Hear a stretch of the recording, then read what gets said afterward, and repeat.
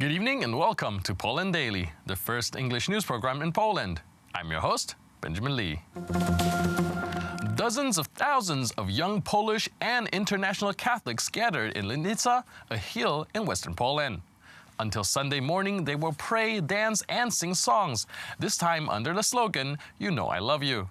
This is an annual festival which began in 1997 after the World Youth Days. It is the second largest religious gathering in the world.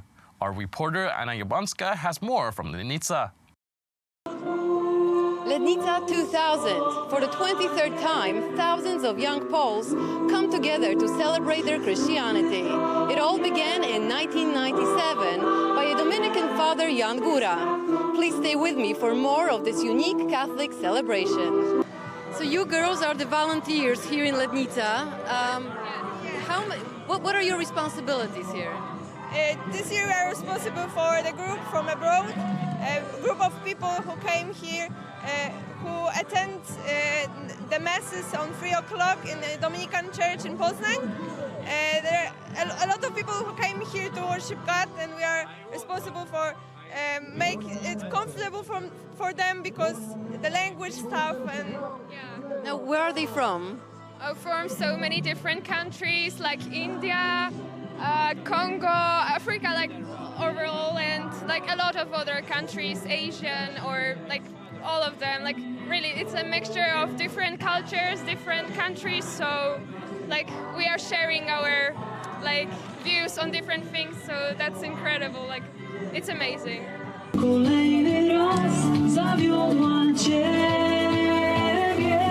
What do you think about Legnica 2000? Wow, I think it's just amazing. I wasn't expecting that, but I think it's just full of love, full of dance, full of prayers. Prayer maybe, of course, prayer in dancing, singing, and I really like this. Now, I noticed that you know all the moves. Where did you learn them? Just today? About the move, I think what I learned is I really like the initiative of the multiple confessions. At the same time, wherever you just open and speak to someone who can help you to change your life, who can help you to grow, and I really like this, and it's a good initiative actually. Thank you very much. That there's so many people out here. I didn't think so many youth were involved in the Catholic faith, so this is great. Do you know the slogan of this year's meeting? You know that I love you. And what does it mean to you? I think it's a personal statement, and I really believe that God is saying that statement to every one of us because we are all special, and we're really important in the eyes of God, and I think we should all realize that. The only thing that I love about Poland is how faithful they are, which is something I never found anywhere else. Even back home, they're a lot more faithful here. I really love Poland, and I love the people, and I really admire the sense of the family people have and the values and the traditions, and I think this is very important because it's also found in my culture. So faith, family, God, that's it. Children's Day in Poland is a time for families to spend some relaxing time at various picnics and children's fairs. This year, one of the main attractions in Warsaw was a picnic organized by the Prime Minister's Chancellery, where the children could participate in many entertaining activities. On the occasion, the Prime Minister's Chancellery organized a family picnic under the slogan National Children's Day.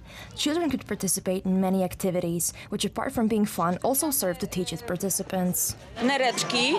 We're transplanting kidneys. We have 2 patients right here, one with the healthy kidney and one with a sick one. The children are going to learn how the human body is built. The kids can taste honey candy and learn how to do a shoulder stand. We also have attractions for adults. You can try honey hand cream. Oczywiście wszyscy jesteśmy zadowoleni, dzieci mają wspaniałą zabawę i są bardzo zadowoleni. Jak mówię, hitem jest człowiek drzewo i egzamin na żołnierza. Uwaga, uwaga! Attention! Now the lady instructors are going to check it. Very nice. Proszę o sprawdzenie, panie instruktorki. The children also had the chance to learn traditional folk dances, how to blend a cocktail with their own arms, how to give first aid, how to build a birdhouse, how to milk a cow, and what it's like to ride a rodeo. Bardzo się bałam, bo jak I was się really przechylałam scared when w I przód, to leaned myślałam, forward. że I thought I spadnę. was going to fall down, I no but było it was bardzo really fajnie, fun. była I felt a taka rush of adrenaline. adrenalina. Robię piłkę. I'm making a ball for a game of dodgeball. Zbijaka. The little ones could try different professions as well. I would like to be a football player in the future. The picnic fulfilled that dream too. The All-Poland manifestation of doctors, nurses, first aiders, and patients began today in front of the Ministry of Health. The protesters demand compliance with the rules of the agreement, according to which 6.8% of the gross domestic product will be allocated to health care. Over a decade-long fight for his life, Vincent Lambert is approaching his final battle. One final word is to be stressed here, as Vincent Lambert is a quadriplegic and kept his life support systems ever since his motorbike crash in 2008. In mid-May, the court ordered to sustain life-saving support to the patient. However, the French health ministry appealed to the Court of Cassation in order to overrule the verdict. Zbigniew Stefanik is reporting from France. The Vincent Lambert case is highly divisive in France, with some analysts saying that it has influenced the recent European Parliament election. The issues here are ranging from the definition of disability to decision-making in case of people who are unable to make decisions for themselves. The case will continue as it revolves around the termination of human life, and French regulations are not clear in such cases. The right-wing parties, such as the Republicans, try to exploit the case and build up the political support for Vincent Lambert. However, it has proven unsuccessful, as the Republicans got the lowest number of votes in history. President Macron disassociated himself from the discussion, saying that he will not interfere with medical or justice decisions in this case.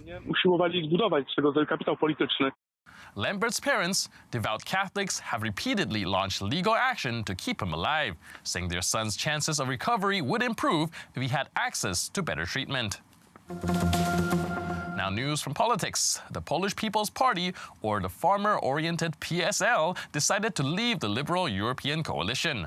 Last week, this group has beaten in the European election by the ruling Law and Justice with particular success in the Polish province. PSL is threatened that in the upcoming parliamentary election they will not get through the 5% threshold and believe a separate campaign should improve their image in the Polish farmers' constituency.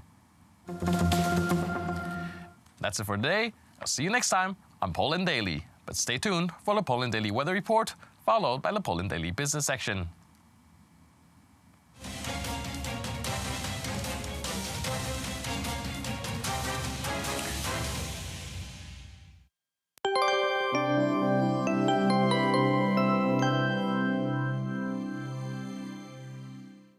I'm Aleksandra Zarzycka and welcome to Poland Daily Weather. Let's take a look at the forecast for tonight. Temperatures will range from 12 degrees in Koszalin to 15 in Warszawa. The wind will be moderate on the south and in Central Europe. The rainfall disappears from our continent this night. Let's see the forecast for tomorrow. Maximum temperature will be 27 degrees in Szczecin. The minimum 21 degrees is expected in Katowice and Lubin. Plenty of sunlight will appear across Poland. Let's check the weather for Europe. On the south of Europe, temperature will rise. The highest temperature we will see in Lisbon, 33 degrees. Warmer weather in British Islands as well, and their temperature will range from 21 to 23 degrees. In Central Europe, temperature also increase and will range from 24 to 27 degrees. Thank you for watching and goodbye.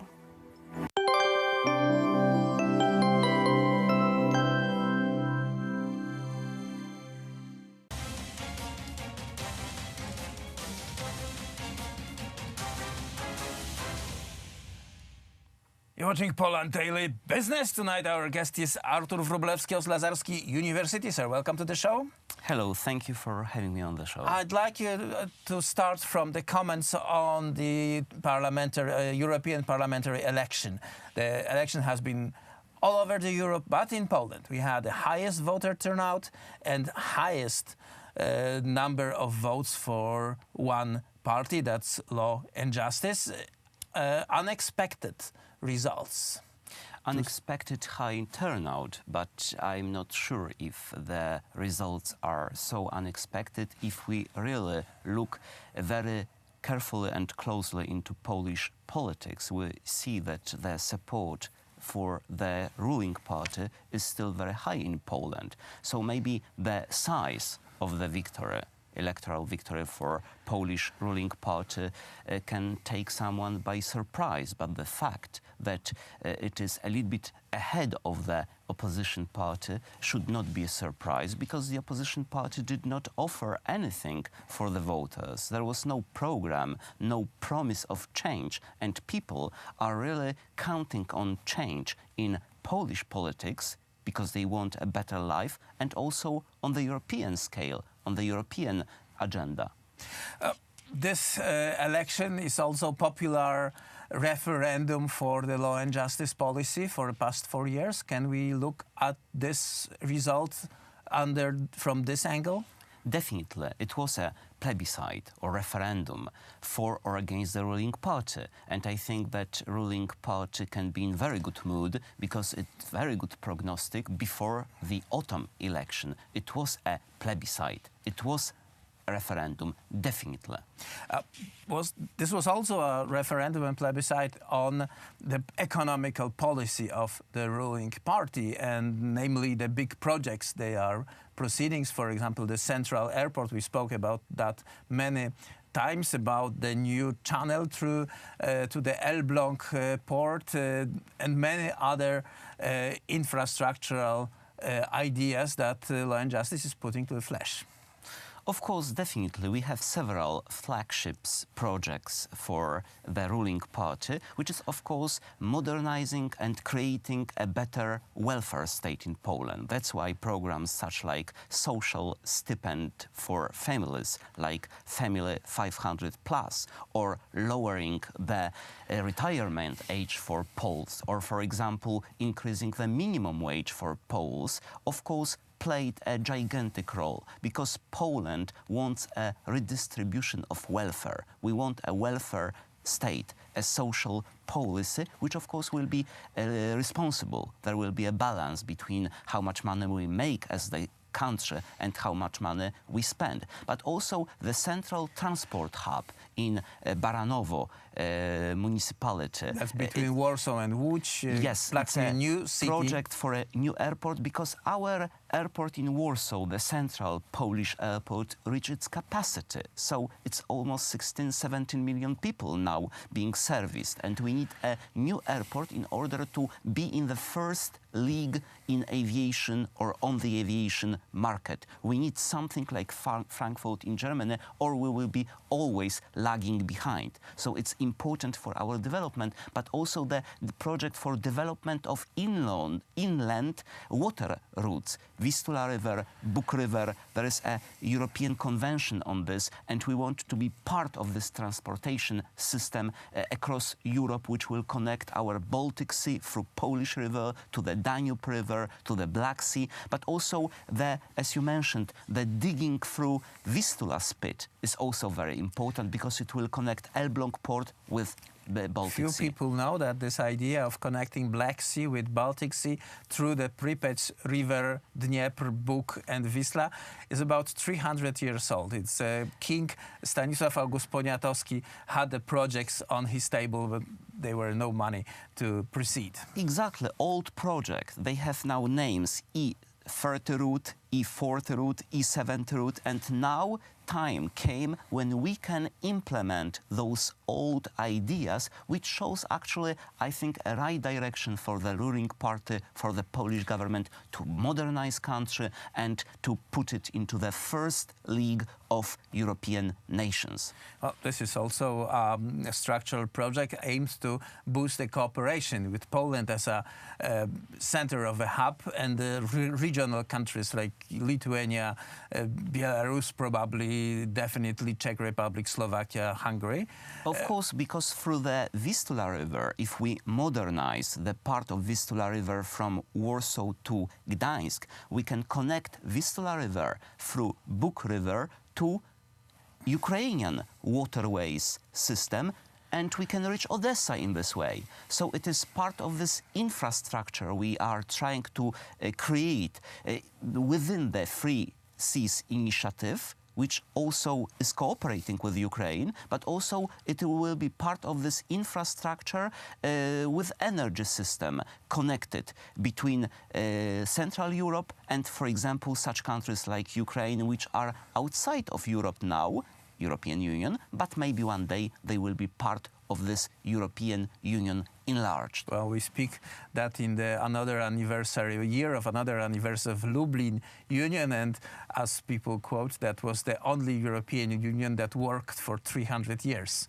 Exactly. So we can be proud as the nation, as the people, and the high turnout, as you mentioned at the beginning, for the European Parliament elections shows that we as Poland, as Poles, want to play a role and have a say in which direction the European Union should go.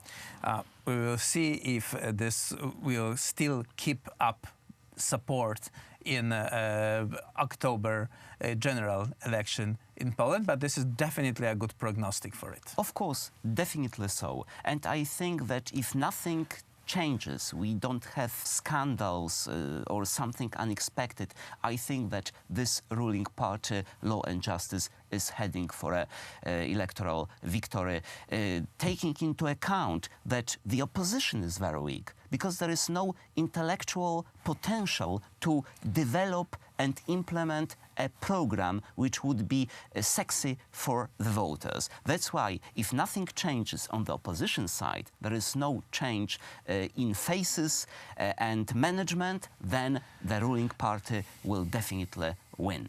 We will see that. Thank you very much. Dr. Artur Wróblewski of Lazarski University was our guest, sir, and that was it for tonight's Poland Daily Business.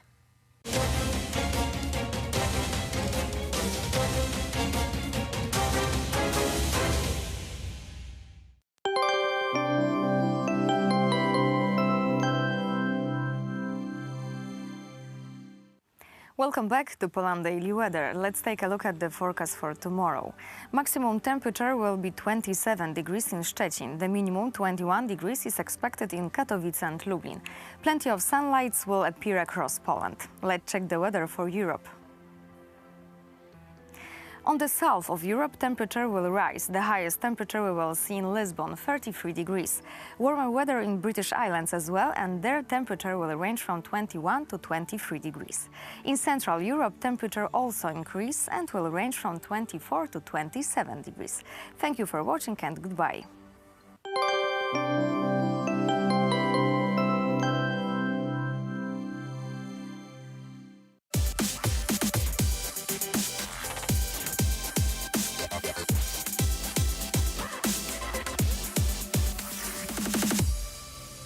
Hello, welcome to Poland Daily Culture. I'm Polina Otterstein. And I'm John Carter. And today we're here at the Linen Museum in Żaradów. Join us as we find out exactly why this was one of the premier factories during the industrial period. The museum was created 5 years ago, so how did it change over the course of years? Were there any significant changes? Are you planning some in the future? Are there any new projects? Znaczy muzeum jest tak, jak Państwo tutaj widzicie, jak Państwo przyjedziecie, zobaczycie, tak jak wygląda, natomiast na chwilę obecną ja uważam, że jest to tak, jakbyśmy się znajdowali w... Currently, the museum is what it is, the way you can see it here. In comparison to what I found here 5 years ago, it's like a 5-star hotel. We have a very, very long road ahead of us, although every day is a step forward, and we're improving something in accordance to my 10-year plan. First, we improve one hall, we prepare the exhibition and conduct repairs, and then we move on to the second hall, and the third, fourth, fifth, 10th, and so on. When we first started, though, we had a difficult time repairing the leaking roof, electricity, fire escape system, and so on. Nonetheless, we managed to overcome these difficulties, and now we are focusing on exhibitions, on the history. But the Linen Factory Museum is not only its exhibits. For me, the museum should serve as a center for various initiatives, encouraging people to take part in them. We want to include the former employees of the Linen Factory in Żaradów, with whom whom we can still talk, hear their stories, and even see them work. Although they are mostly older, retired people, we want to include them so the professions of this place, like the master, weaver, etc., weren't forgotten. We will never again have such experience which they can give us. Apart from that, the Linen Factory Museum is a place where various concerts, festivals and other cultural events take place. With our 5,000 square meters of space, we organize different happenings. For example, in the coming weekend, train model hobbyists from all over Poland are coming here, and they will be reconstructing 200 meters of model train tracks with various landscapes, tunnels and such. Recently we had Mr. Jaromir Nohavica give a concert here. There are lots and lots of events that we organize here. In September this year, we will be welcoming young guests from Japan who will be giving lessons on painting kimonos. One such event will also take place in Warsaw's Łazienki Park, and the other will take place here, along with traditional Japanese tea-making lessons. So the Linen Factory Museum isn't only about the exhibits and history, but also about life, and that's what I want this place to be. XIX-wiecznej fabryki, ale też życie, którym mi najbardziej zależy. Outside, I also saw that one of the attractions are live animals. What kind of animals are there? Przy terenie Muzeum Liniarstwa funkcjonuje projekt pod nazwą Industrialna Zagroda. Tam mamy naszych... Yes, next to the museum there is the Industrial Farm project. We have some Żyrardów pets there, for example the camels of Staś and Nell or spotted donkeys, which is quite interesting since I don't think there are any spotted donkeys somewhere else in Poland. This type originates from Sicily. They are named Losik and Żwirek because they came to us from the Czech Republic, hence the names. Apart from that, we have alpacas, reindeer, the smallest type of sheep in the world from France, and miniature goats. All the animals are domesticated and used to our environment. Maybe even too much, since I was recently asked by the Poland's Got Talent show if we wouldn't borrow a few goats after someone recorded them jumping and walking on spools. I need to think on that though. Ktoś widział, że taki był film nagrany, jak te kuski sobie tak wskakują pięknie, po szpulkach sobie chodzą i może, ale to, muszę to przemyśleć.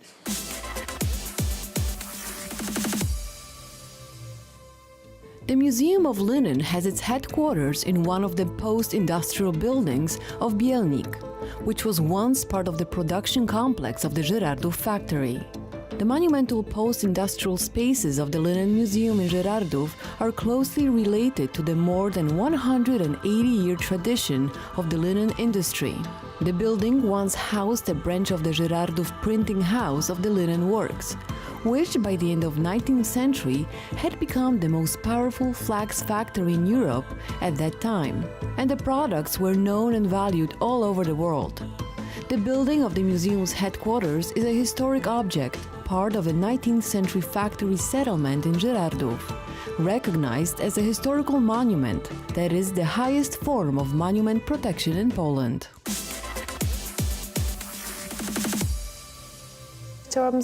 I also wanted to ask you about the weaving techniques. Are there many of them? I've seen some machinery when we walked here, and one of the employees even showed us how to operate them. To znaczy tak, no jakby można to tak generalnie podzielić na jakby dwie technologie produkcji tkaniny lnianej. Znaczy ta prosta, gładka. Tkanina żakardowa, która ma ten... Generally, there are two ways to produce linen fabric: the easier, smooth fabric and the so-called jacquard fabric with various patterns and colors.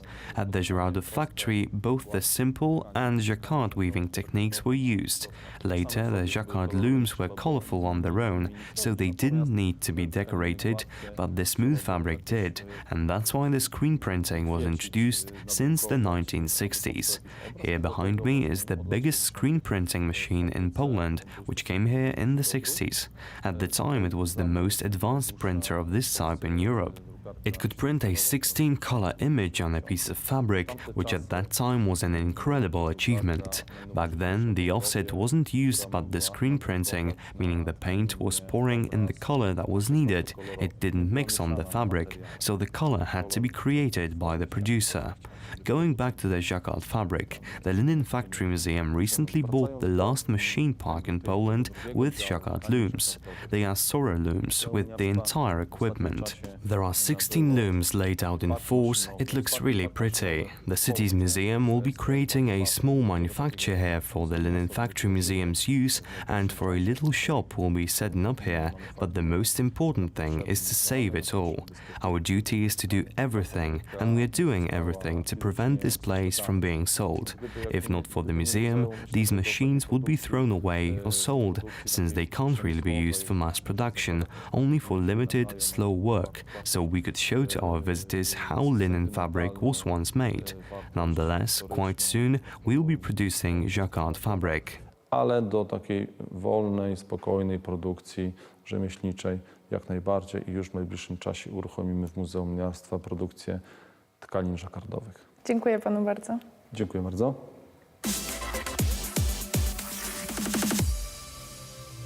Thank you very much for joining us here at Poland Daily Culture from the Linen Museum in Żeradow. I'm John Carter. And I'm Paulina Otterstein, and see you again tomorrow.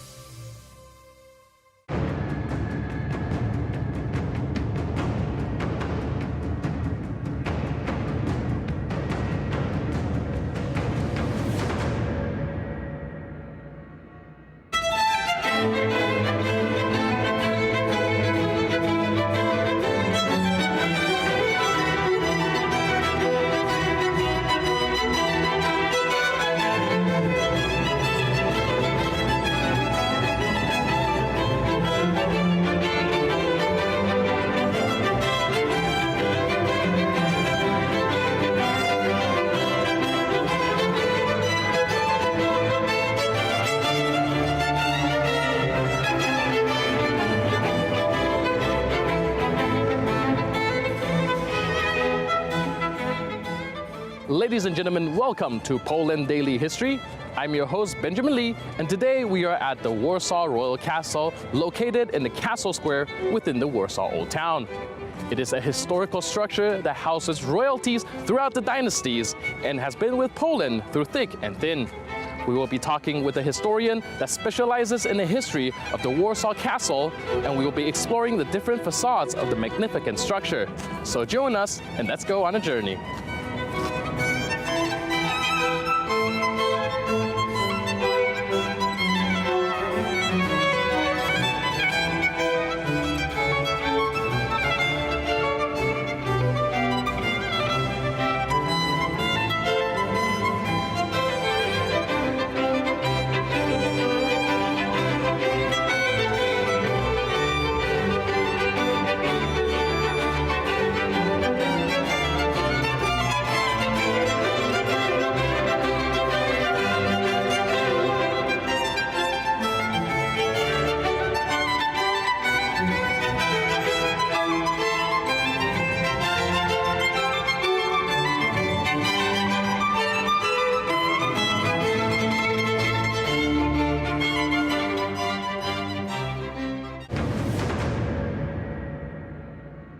Ladies and gentlemen, we are here again with Ms. Anna Czekaj, a historian of the Royal Castle. You were just telling me about the history leading up to the castle becoming incorporated into the Polish kingdom.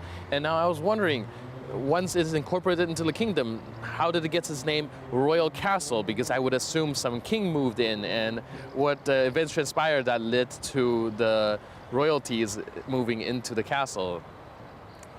Przez cały okres panowania, schyłkowego panowania w dynastii Jagiellońskiej.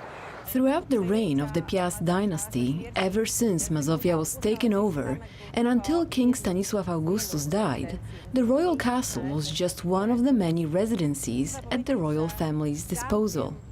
You could say that the castle became royal when the Union of Lublin was forged and the Polish-Lithuanian Commonwealth was established. Those events led to the implementation of the royal elections in Poland, in which individual kings were elected, rather than dynasties to the Polish throne. From the time of the first election king, Henry III of France, who was chosen on the right side of the Vistula River, splitting Warsaw in two, each subsequent king that came after was elected in Warsaw. Every nobleman had the right to come and personally vote for the person he wanted to see on the Polish throne. Polish kings from the end of the 16th century onwards were elected in Warsaw. That elevated the city's status, both as an election spot and a place where the parliament would convene. You asked me, when did the castle become the royal castle? That happened after the fire of Wawel, the main royal residence at that time. We must remember that Krakow was the capital and the main residence of Polish kings up until the end of the Jagiellonian dynasty. Meanwhile, since the reign of the third elected King Sigismund III Vasa, the Wawel castle caught fire. It is said that it happened as a result of alchemic or craftsman experiments performed by the king himself. This remained a mystery, yet in 1595 the Wawel castle burned down. Initially, the royal family lived in the Łobzów palace, but considering the growing importance of this centrally located Poland, a decision was made to move the royal residence from Krakow to Warsaw. I reiterate the royal residence. Until the third partition of Poland, Warsaw was the place of residence of the highest authorities of Poland, that is, the king and the parliament. Meanwhile, Krakow remained the official capital as well as the place of coronations of new kings. The Wawel castle burned down in 1595. Sigismund III Vasa made a decision to move. From his perspective, that was an obvious decision, one that was not disputed, also because Sigismund III was an heir to the Swedish throne. His father, John Vasa, was the ruler of Sweden. Since Warsaw is located much closer to his homeland than Krakow, that was one of the reasons for the move of the royal castle, the royal residency from Krakow to Warsaw. Z Warszawy było Zygmuntowi III do Sztokholmu znacznie bliżej niż z Krakowa. Stąd również takie względy zdecydowały o przeniesieniu stolicy i rezydencji królewskiej, zamku królewskiego z Krakowa do Warszawy. Now we have the historical context. I'm wondering about the more tangible things that we can see with our own eyes, namely the architecture of the place. And I was wondering if you can tell me a little bit about how the new king made modifications to the castle and what are the things that we can observe that is an outward growth of his influence of the castle. Może nie jest łatwo wyobrazić sobie, przed jaką inwestycją, przed jakim problemem stanął król. It is surely difficult to imagine what investment or problems the king was facing when he decided upon moving his residence from Krakow to Warsaw. Here we had 4 buildings: the Grodzka Tower, the large home, the new home, which were connected with one another by a tower called the Władysławowska Tower, as well as a Curia Minor, meaning a smaller manor. Where there is a lot of free space today, once stood court buildings, town buildings, and urban buildings. It is necessary to consider that the castle was perceived as an integral part of the city, and it was known that the castle body must be emphasized, alongside incorporating the urban developments. It should be said that Warsaw, at the end of the 16th century and beginning of the 17th, experienced something that could be referred to as construction boom. Greatly thanks to the regular Sejm congresses, during which deputies, senators and their families attended, Warsaw received a shot of energy, as well as a monetary injection, which allowed for the growth and development of the city. In this developing city, a new castle had to be incorporated. The pre-existing buildings were to be incorporated as well. Architects such as Trevano, Rotondo, or Castello employed by Zygmunt III also were to take into consideration the natural formation of the terrain. The land in question and the castle itself were settled on a high sloping escarpment.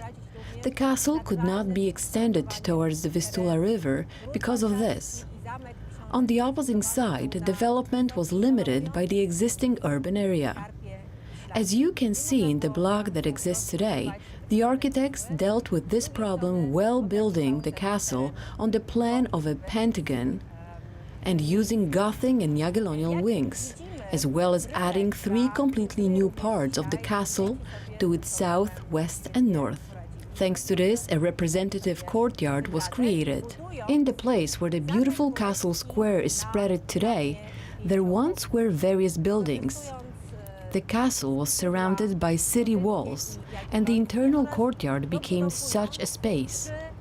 The castle was built in late Renaissance, early Baroque style. It's an Italian style, nonetheless a style that reached the traditions of the Roman palaces. Very regular, economical, but harmonious in proportion, color and overall in architectural assumptions. The very construction of the castle was one thing, however it was also necessary to take care of the interior design. The main architectural and decorating works were done in 20 years, between 1600 and 1619. In 1619, during which the helm was placed on the clock tower, it regarded as being the end of the reconstruction of the castle. Following these events, the castle was still being perfected. These works focused on the interiors, on the appropriate decorating of the spaces that would represent the splendor of the Vasa, who aspired to the role of dynastic kings, despite being elected in Poland. Reprezentować splendor Wazów, którzy aspirowali do roli królów dynastycznych, pomimo tego, że byli w Polsce elekcyjni.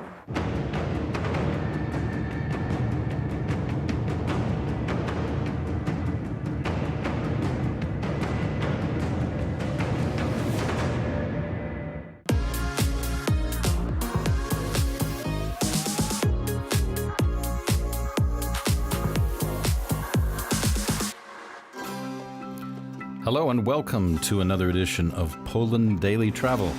This is a special studio edition. We'll be giving you a sneak preview of locations to come throughout Poland. Some snapshots include the Bieszczady down in southeastern Poland. We'll be moving north to Częstochowa and then up to the center of the country in Torun. Then we'll take you on a little cruise on the Elbląg Canal, one of the wonders of engineering in the 19th century in Europe, and ending up on the coast with Hel Peninsula, Słowenskie National Park, and Dębki. So stick with us, and we'll be giving you a fun preview of places that Poland Daily Travel will be visiting in the future. Just to whet your appetite, stay with us on Poland Daily Travel. Why do we do it? We do it for you. I'm Will Richardson, and I'm looking forward to taking you on a journey. I'm here with Peter Chemachowski, and Peter is about to tell us something very interesting, a place that he didn't even tell me about this place. What is it? The name of the place is Ciechocinek. Ciechocinek, okay. It's not a place that if you are a young person and you want to go for a party, that I mean, you can switch the program for 2-3 minutes, but if you're if you're a person to visit a relaxing spot that would actually have a positive influence on your health, that's absolutely a moment for you to be all ears for us. Okay.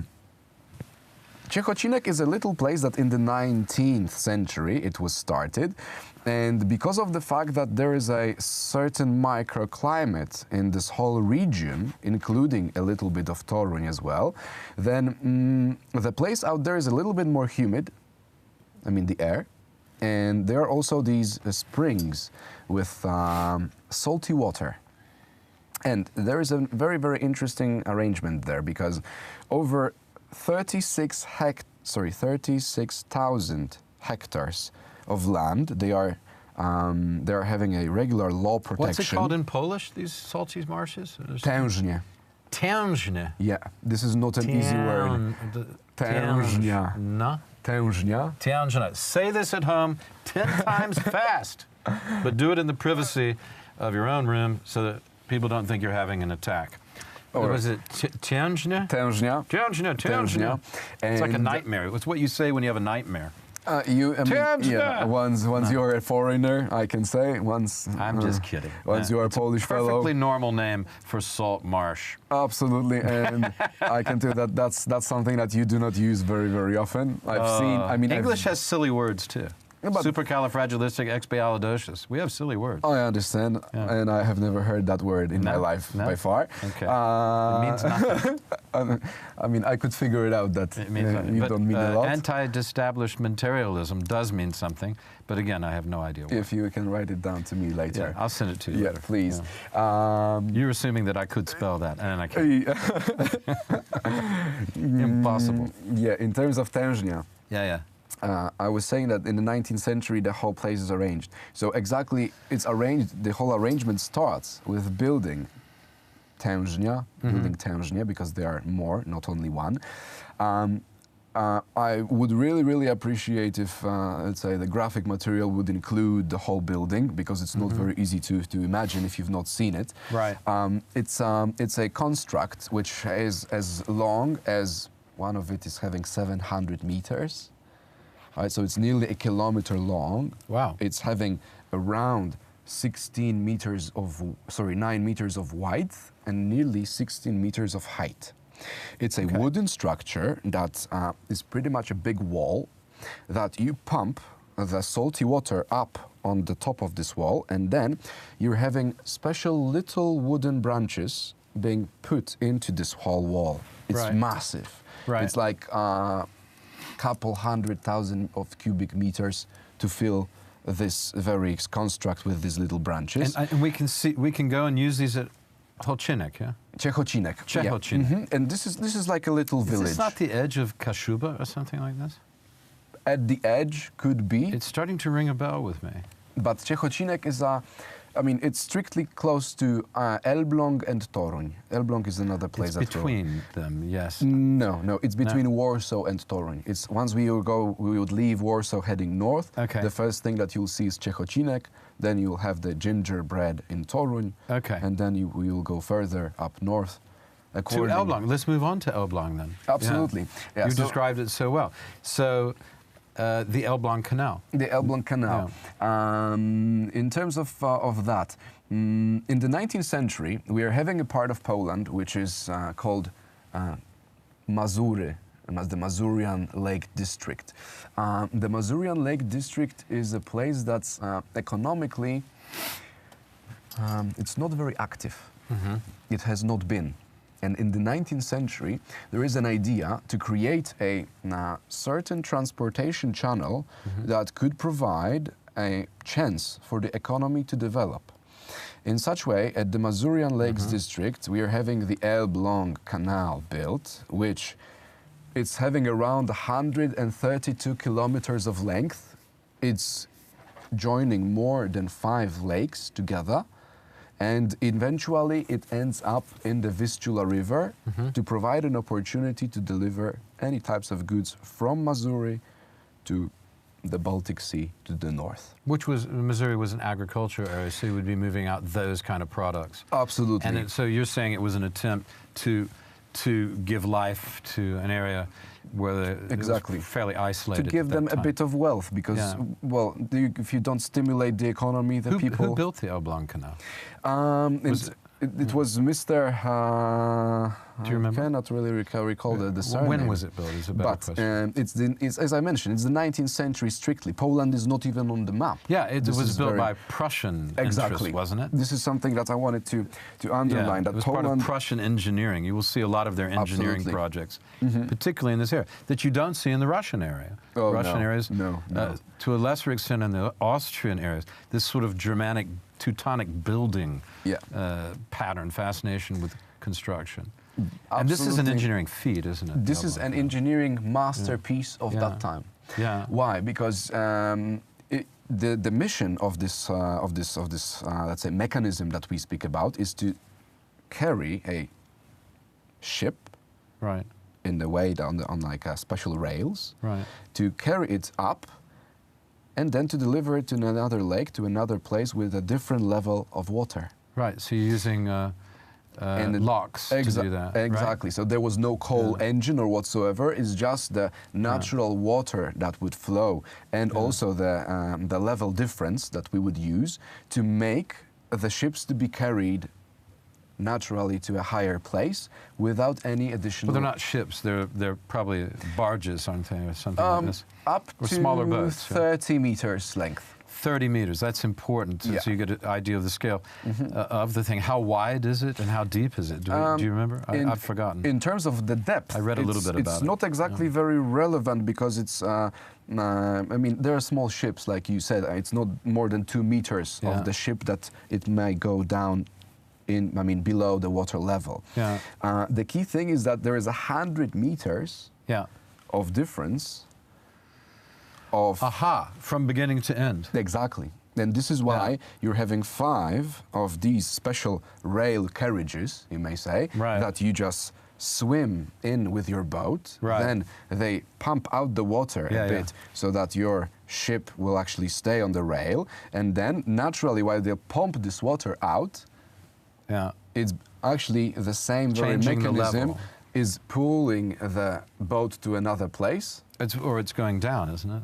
And then, I mean, this, in terms of the changing the level, that's something that's not relevant to us anymore, because with this place, they are just pulling up the ship to another lake with a different level of water. Yeah, so sometimes it's up, sometimes it's down, until you get to the sea. Yes. But the operative idea is it's 100 meters difference from the origin to reach Gdansk or Elbląg, yes, which is near Gdansk. Yes, joins the Wisła, I suppose, there.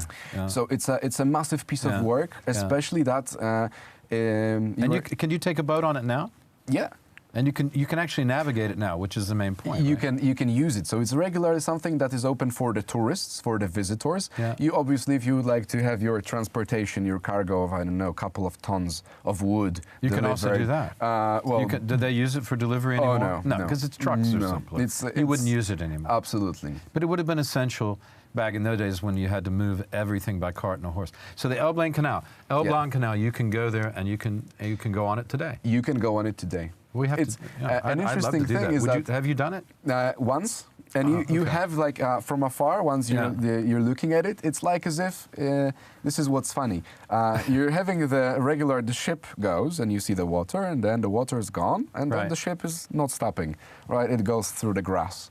Right, so you have this funny feeling that it's going to crash, and then no, it's just slowing down, but it still keeps on going further to reach another place. Must be a lovely shot when you see it from far away. It's for children's and for the families and children, an absolute must.